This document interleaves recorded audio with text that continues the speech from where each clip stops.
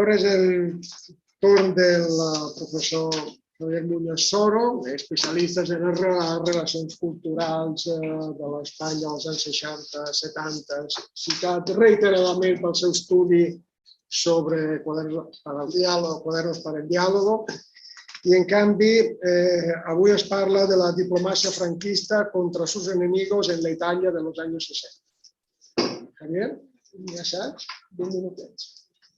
Venga, muchas gracias por la invitación. Podéis ver y otras.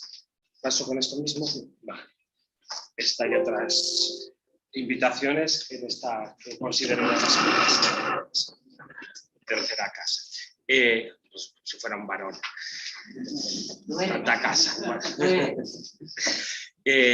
Bueno, mi exposición va a ser un poco de agricultura extensiva, es decir, muchas cosas en un periodo bastante amplio para poco tiempo, lo cual voy a ir un poco deprisa, pero bueno, luego he visto que hay una hora esperemos, de tiempo para el debate, y si alguien tiene preguntas o quiere comentar cosas, las podemos ir viendo con más calma. Me gustaría enlazar con algunas de las cosas que se dijeron ayer o la exposición anterior de Francesc, mi presentación en un panorama que es el de la Guerra Fría, ¿no? Y el de la Guerra Fría cultural, el de la Guerra Fría en el que se combate, donde no se combate con las armas, como pasa en otras regiones, en Asia, etc., donde la guerra realmente fría se combate con las armas de la propaganda, de la guerra psicológica, etc., ¿no? Antes Francesc ha hablado de esta organización internacional por la paz, ¿no? Y ayer, por ejemplo, salió el Congreso por la Libertad de la Cultura, ¿no? Es ahí donde quiero enmarcar esta lucha, este combate cultural que tiene como escenario Italia. Podría ser muy parecido, situarlo en Francia, situarlo en Alemania o en Suecia, porque en todas esas partes, en todos estos países se produjo una guerra cultural, pues en términos pues, más o menos parecido. También el caso italiano tiene un valor intrínseco, no es solo uno más.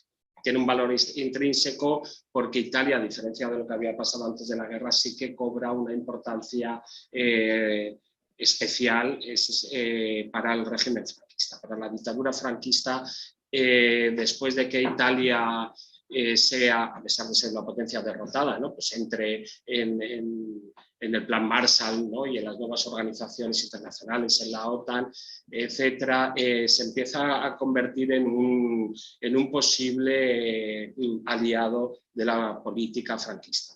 En esta Guerra Fría hay que considerar que después del periodo de aislamiento, de la retirada de embajadores, Italia retira también a su embajador, a Galaretti Scotti, pero muy pronto, como tenéis ahí, a partir del año 49, poco a poco se van reanudando las relaciones entre España e Italia. Ya sabemos que esto va a acelerarse, este proceso de reincorporación y de aceptación del franquismo, a partir del año 51 y sobre todo ya en el año 53 con los acuerdos de Madrid con Estados Unidos y con el nuevo concordato con la Santa Sede.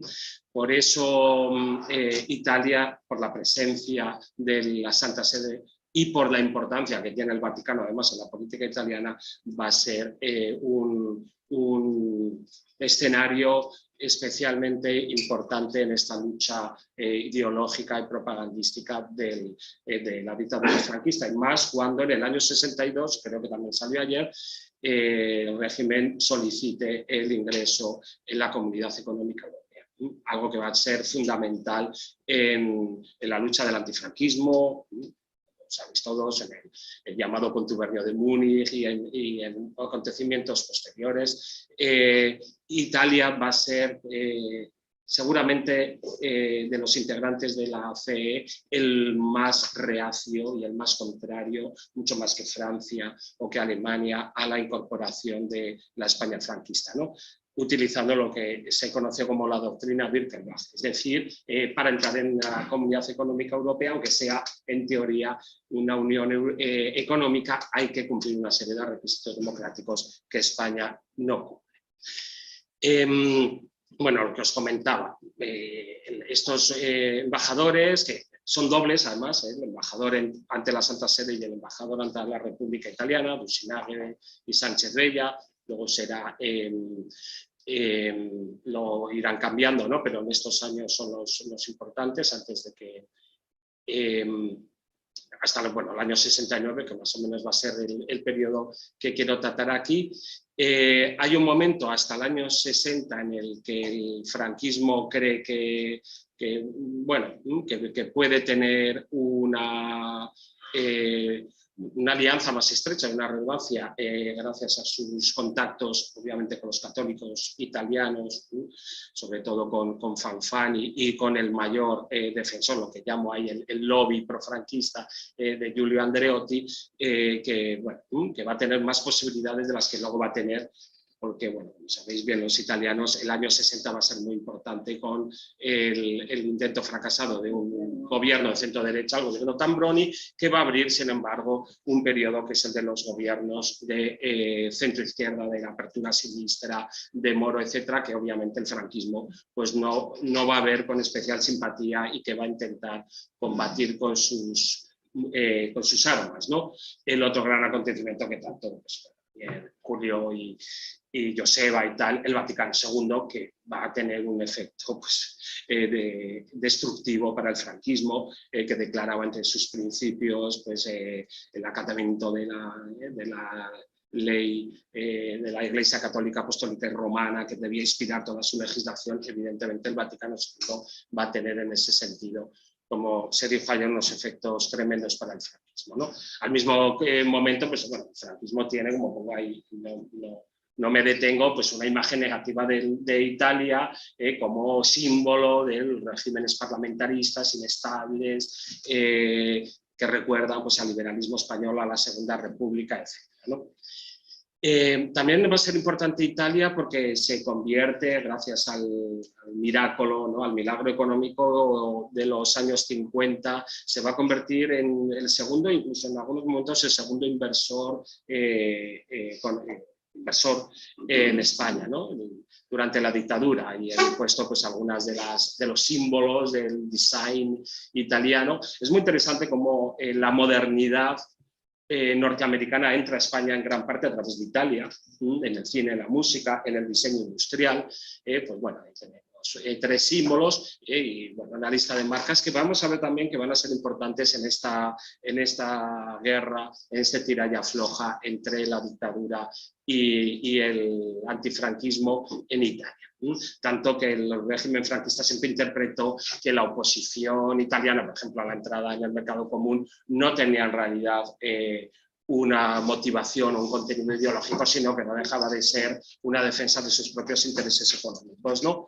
Siempre mantuvo esa tesis a pesar de la evidencia de que, bueno, de que había realmente en el gobierno italiano, como vamos a ver ahora, sí que había esa lucha ideológica, ¿no?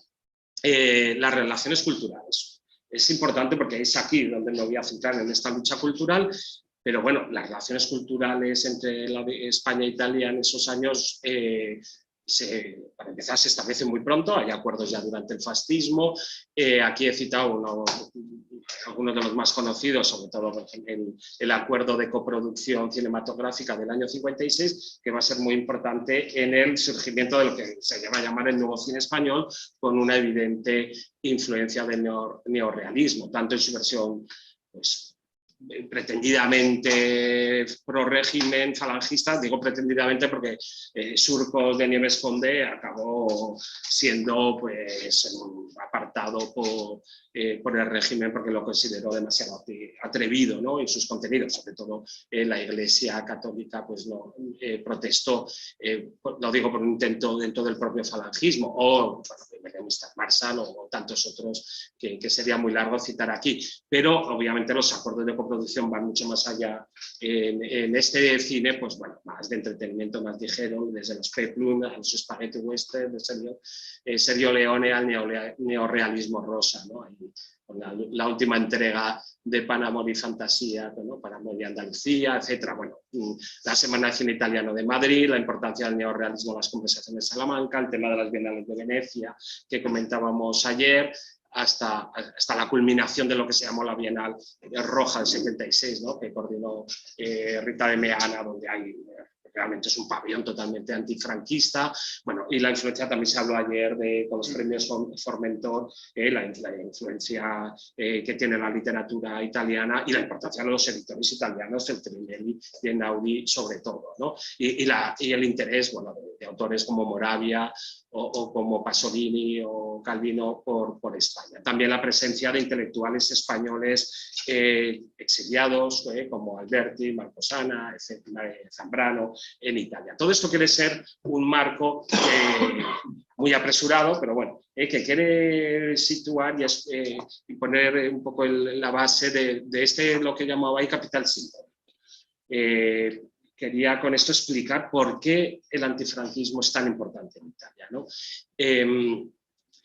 Tenéis ahí una serie de elementos que ayudan después de ese marco que acabo de comentar ahora, que explican esta importancia. Por ejemplo, la presencia de importantes políticos de izquierda que habían combatido en la guerra civil, las brigadas internacionales, desde Togliatti a Neni a Longo, y bueno, y la movilización de la izquierda italiana.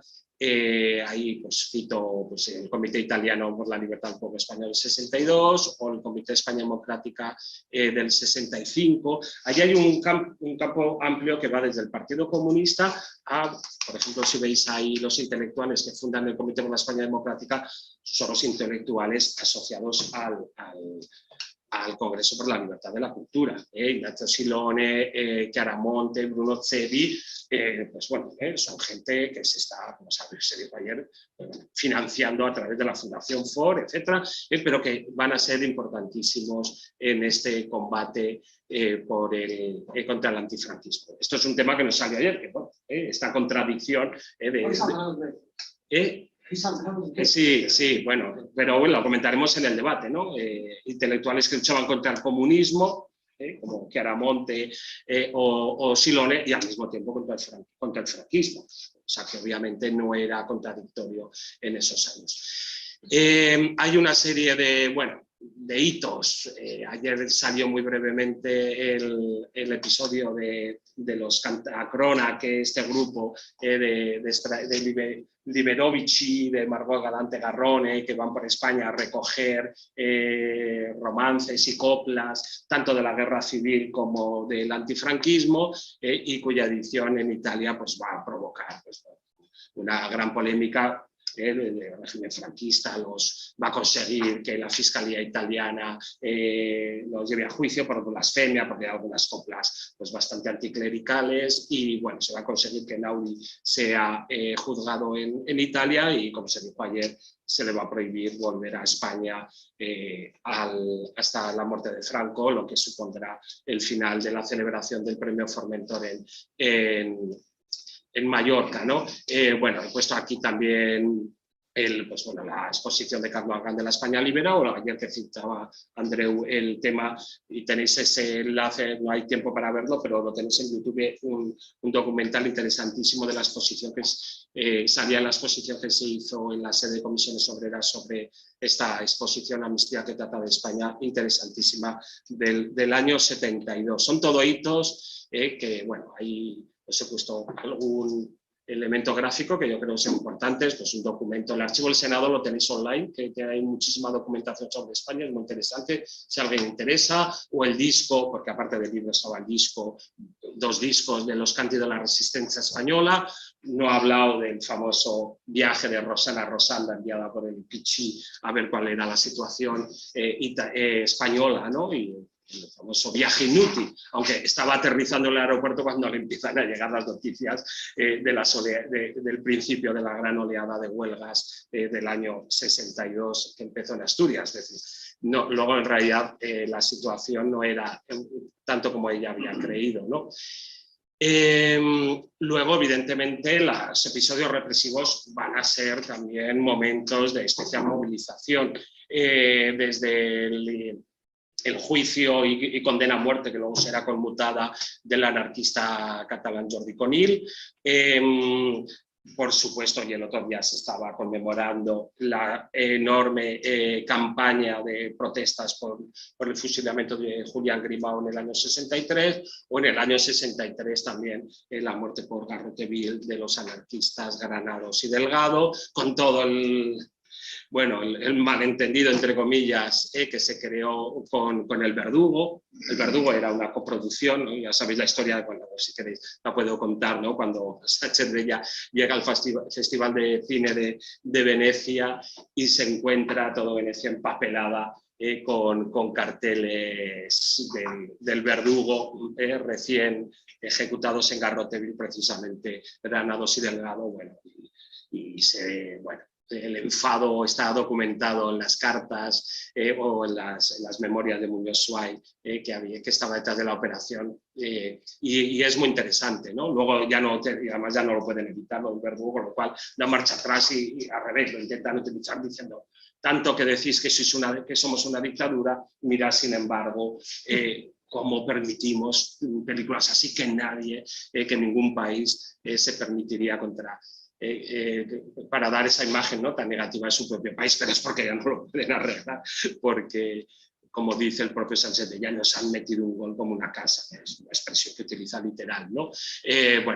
Lo que más le preocupa al franquismo no es además la oposición del Partido Comunista Italiano, sino de la propia opinión pública católica, de los diarios como El Popolo, hasta el propio diario de la Conferencia Episcopal L'Avvenire, de las radios y de la política demócrata cristiana. Ayer tú hablabas de la Pira, pero no hace atención a la Pira, sino por su amor o al mismo Fanfani, que a pesar de que tiene muy buenas relaciones personales, se acaba alejando. Hay más, los juicios de Burgos del 70, hasta la muerte de Puig-Antich, hasta los últimos fusilamientos del franquismo, van a provocar campañas, los últimos fusilamientos del franquismo van a provocar la retirada del embajador italiano de Madrid, boicots en los puertos de Génova u otros, manifestaciones masivas, etc. La respuesta de la Embajada de España pues es a varios niveles, una pues dentro de la propia cultura, pues publicando libros que le pueden beneficiar, pues desde Bardet Boloten, ¿no?, como sabéis, pues conocido historiador anticomunista, ¿no?, o libros de personas como el general Manlio Gabrieli, que había estado en el cuerpo trupe voluntario durante la Guerra Civil, o por ejemplo, son muchos materiales, o viene de la Oficina de Información Diplomática, que dependía de Exteriores, o del Ministerio de Información y Turismo de Fraga. Los más conocidos son los que hace, por ejemplo, para apoyar el fusilamiento de Grimau.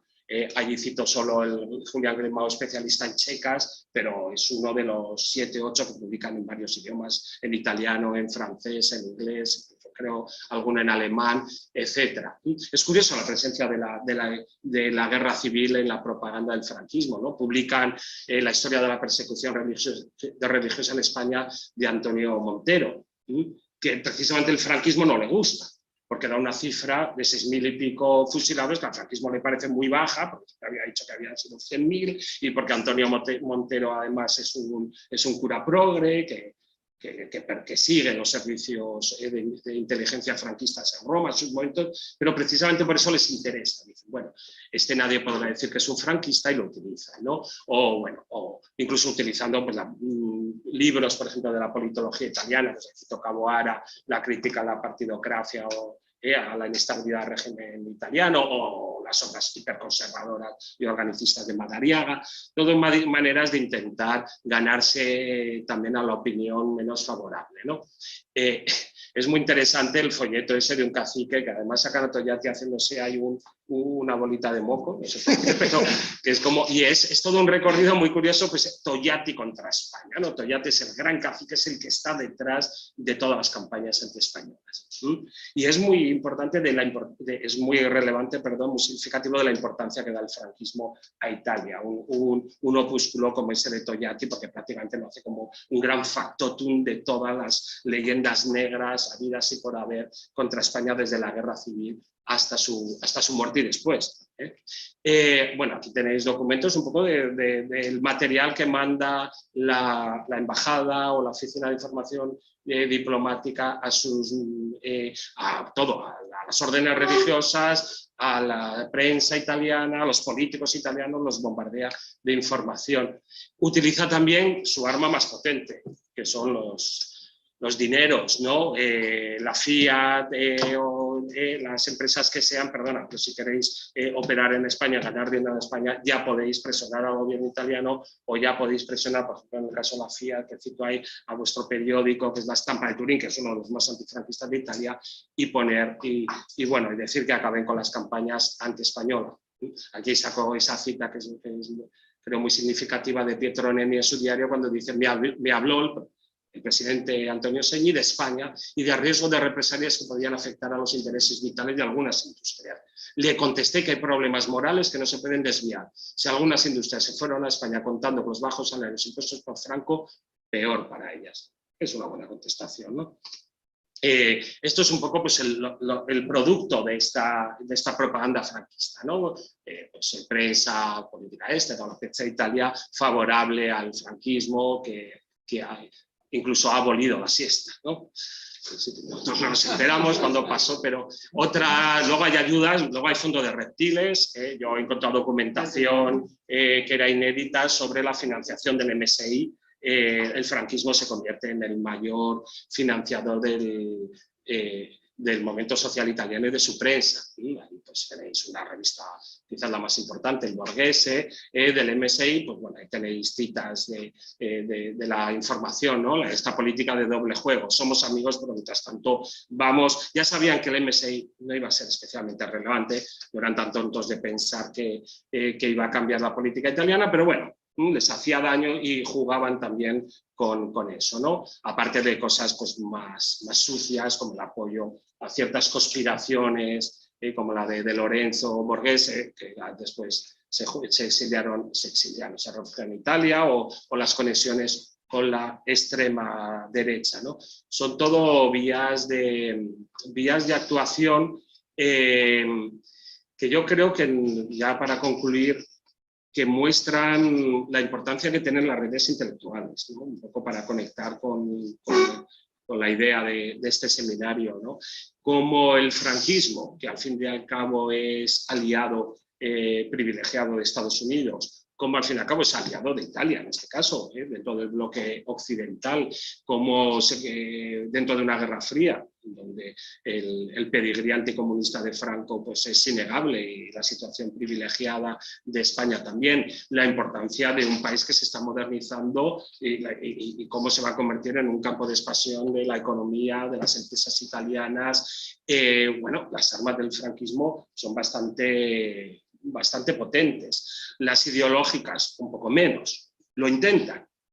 Es decir, quizás a veces pensamos que el franquismo, bueno, a esas alturas ya no había nada que hacer en la Europa democrática. No, hay sectores católicos, hay sectores conservadores que el franquismo trabaja con más o menos éxito. Pero el caso italiano, que precisamente había sido tan cercano, sobre todo por la conexión católica, es una demostración de un fracaso en esa lucha ideológica y de cómo puede ser importante ese fracaso frente a otras armas. Me diré, bueno, pero Franco murió en la cama, cierto, pero España no consiguió entrar en el mercado común, y otra serie de pretensiones que en este caso, pues bueno, explican cómo esa batalla deslegitimadora llevada a través del cine, de la literatura o de otras actividades intelectuales, como ese capital simbólico, por retomar el concepto que he utilizado antes, pueden realmente llegar a ser relevantes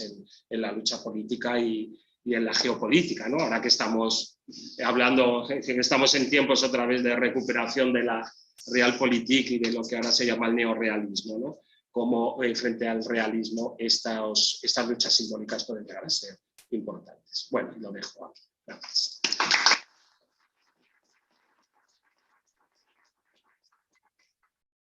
Moltes gràcies, Javier, per haver clavat també l'horari. No tenía reloj, me lo has quitado.